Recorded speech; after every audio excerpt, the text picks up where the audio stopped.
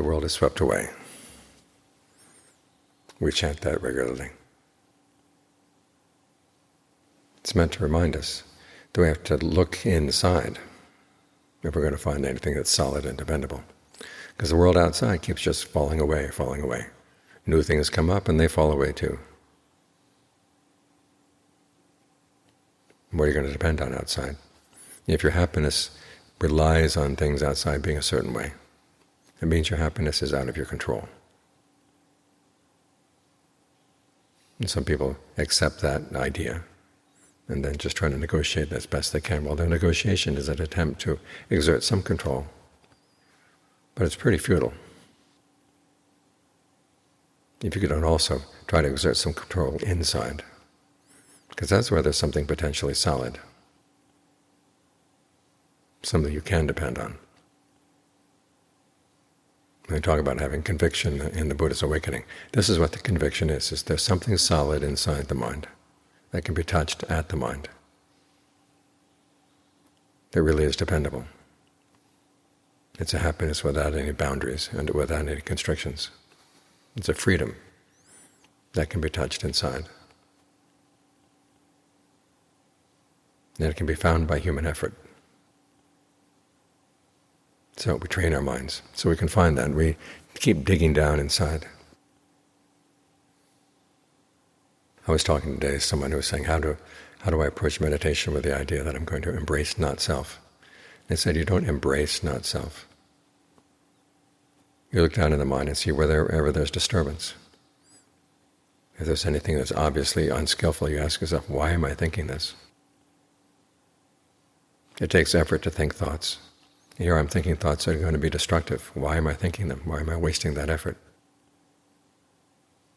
And you learn how to not identify with those thoughts. Okay, that's not self. You use that as a tool. You're not trying to come to the conclusion there is no self.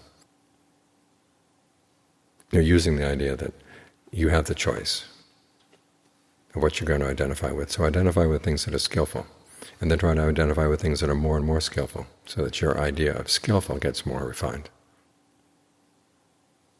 Anything that's skillful but not as skillful to the ultimate degree, you let that go. That was the secret to the Buddha's awakening.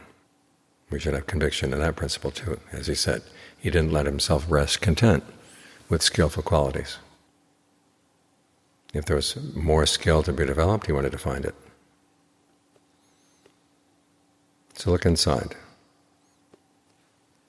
To what extent can you control your own mind? It is possible to exert control here. And it's possible to find something that doesn't need to be controlled because it's totally solid. There is that possibility in life. It's a challenge, but it's a good challenge. And the qualities of mind you develop in accepting the challenge or testing the challenge are good qualities regardless of whether the challenge turns out to be false.